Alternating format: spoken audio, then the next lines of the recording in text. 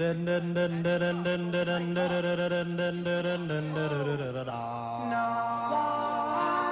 you like I do. What do you want, man? You got room there for us. You quit. Don't know why I love you. Don't know why I care. I just want your love to share. I wonder why I love you like I do. Is it because I think you love me too? I wonder why I love you like I do, like I do.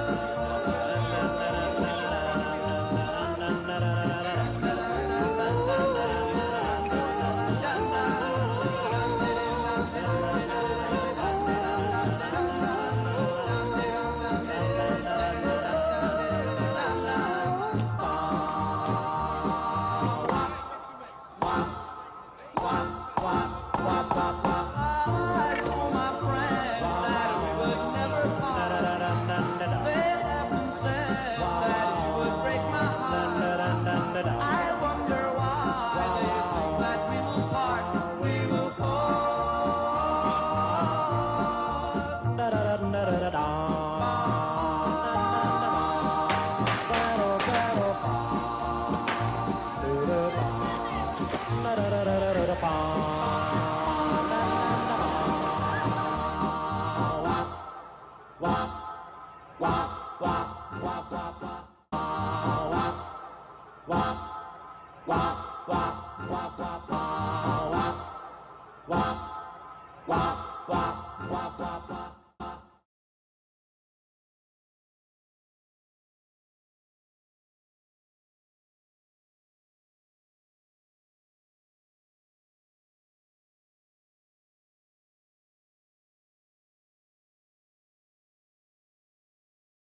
I don't know how it came up, but you could enlighten us. Frank is remembering you guys together, and we were talking about hide and seek, and but the one, but the one that came up that we need some. Frank said that you may be, able to help us out.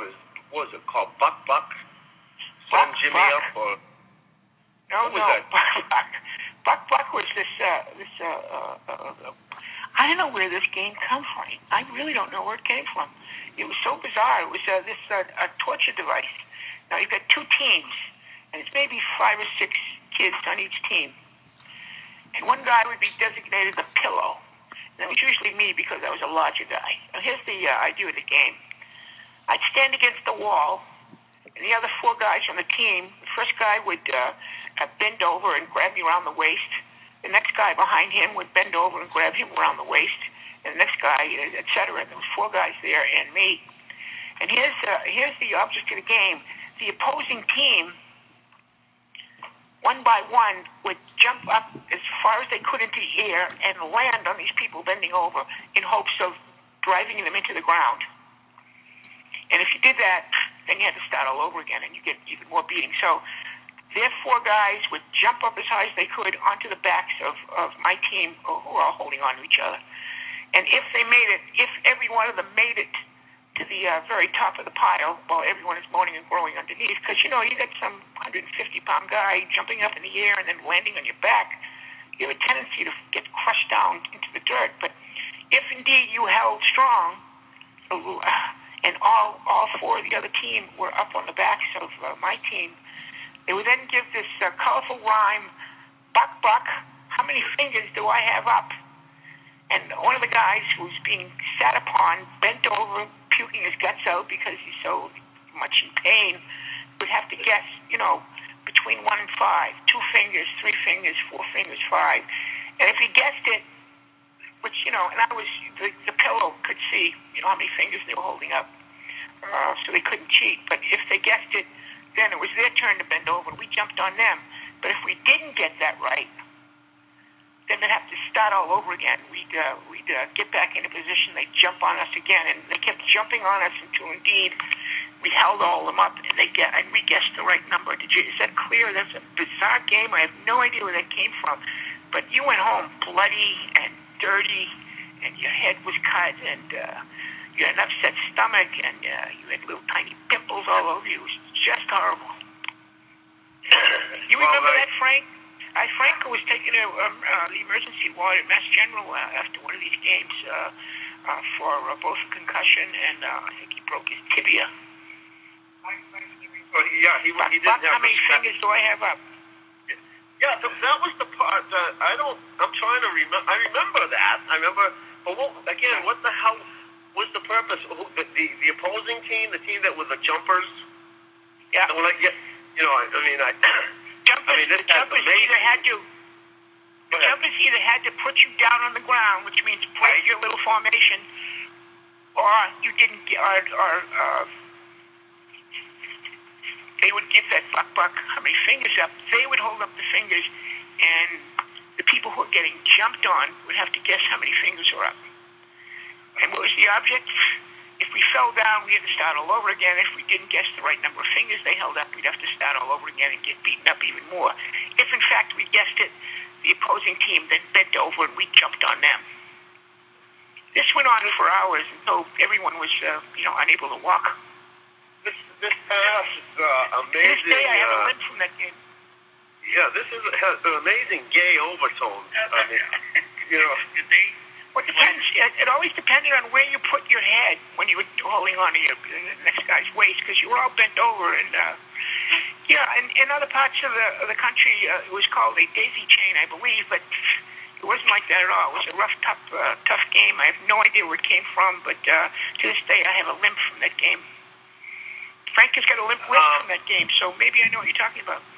Daisy chain. And now, it's amazing. I mean, I'm thinking now. I wonder if we could YouTube this buck. What happened? You're right. I mean, how does a game like that? I mean, that's this has all the elements of rugby and football. I mean, there was no ball involved. Oh yeah.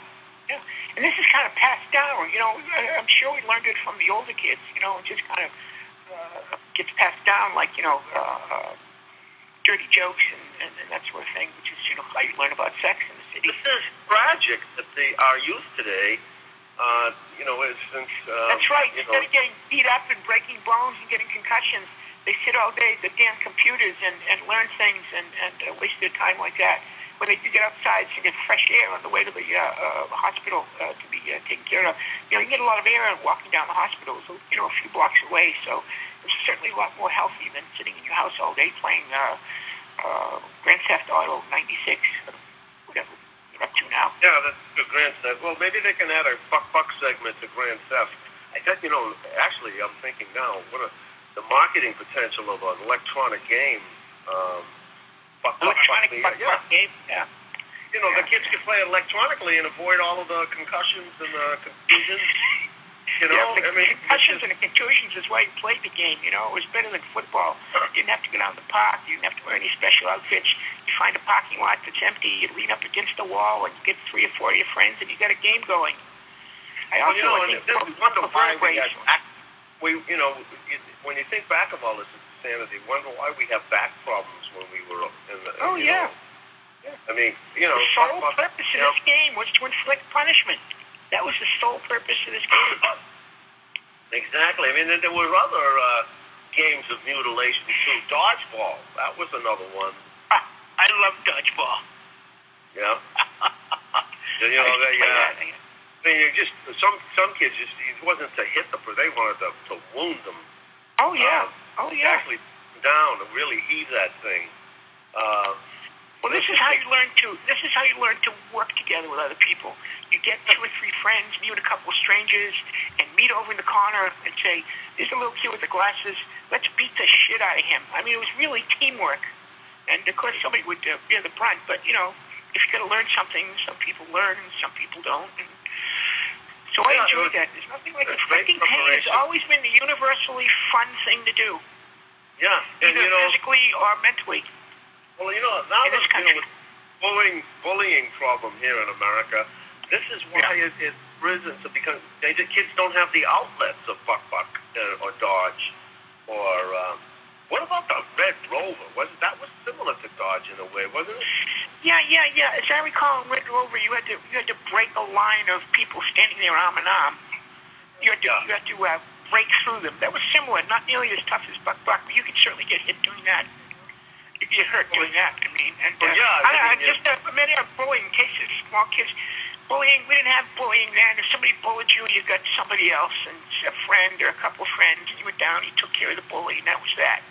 So unfortunately, they don't do that way anymore. And kids are being bullied, and I don't go for that at all. But anybody's being bullied out there, have them call me. I'll have it taken care of for you. Right, It's just a sad state of affairs. Talking about the Red Rover, God, I can feel my arm being, wrenched to its breaking point. Remember that? Did you play that? Yeah. Yeah. Certainly, Red Rover. And they call you. The opposing team would call you, so they pick on somebody individually and have them. Like the biggest sissy, That's right. I mean, That's right. They certainly didn't pick the tough guy. They didn't want him busting through. No, because they'd come over and they wouldn't break through your line. They'd punch you in the face, and then you'd let go automatically. Good game. I played it. It's Frank. I played it a few times, but usually I was like eliminated right off the bat. Yeah. Well, when I was smaller, which was a long time ago, I'd be the one they called consistently. And, I could never get through. And, of course, when you're trying to get through, they're punching you and hitting you. So I learned a trick a few days after I got beaten up 4 or 5 times. They called me over as usual, and I ran down, and I threw acid in the face of 2 of them, and that got me right through. They just screamed and broke the chain. It wasn't really acid. I shouldn't say that. It was uric acid. It was urine, essentially. But that's acid. See, I missed it. Frank broke up here, and I didn't hear it all. You threw urine at them? Yeah, it's uric acid. I didn't want to burn them or anything, but I wanted them. So instead of taking a beating, I ran down just before I hit the line. I threw, urine in their faces. Right in their faces. Now that we're about this stuff, it's amazing we even made it through those years with, Buck and Red Rover and Dodge, and, well, of course, then we played tackle football without the equipment. Yeah. In those days, of course, I always carried a pint of urine in my back pocket. I'd get an old muscatel bottle I find on the street and fill it full of urine, because you never knew when you might need urine. Yes, the muscatel was everywhere. I mean, it was on the altar, isn't it? And Even Scully Square was on every doorstep. Yeah, I mean, when we did, homeless you must be was a Catholic right. boy to mention. You must be a Catholic boy to mention the altar, because that's what they used for sacramental wine in the Catholic Church. Yeah, exactly. And that was my first sommelier I met in the sacristy. One of them Walt's boys. No, it's a big difference between a sommelier and a wino. That's 2 different things. Yeah, well, he uncorked the cruet and said, "Here, drink this." And of course, I thought, first of all, that I was about 8 years old drinking wine at 8, but also the fact that it could be blessed, in Jesus' blood. I mean, that God knows there were ramifications well beyond this earthly realm. I mean, I'd be burning in hell. But that was my first drink. I learned. There's another thing you learned. I had a brother and a cousin who were altar boys. Altar boys in the Catholic Church. They helped the priest administer with the service, and actually they did. I lost you there.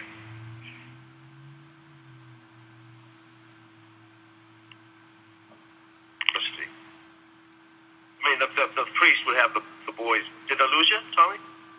No, I'm here. What happened? I mean, the priest would have the boys bend over and play a form of buck. No, they were praying. I think they were praying. All right, that's true. Getting a blessing or something, yeah. I'll have to finish my story next week. I see it's getting late. All right, well, Tommy, this was fantastic. It's good to see trip down memory lane. And you and Frank are back together. Frank is dusting off his old entertainment legal books and spending hours on the contract.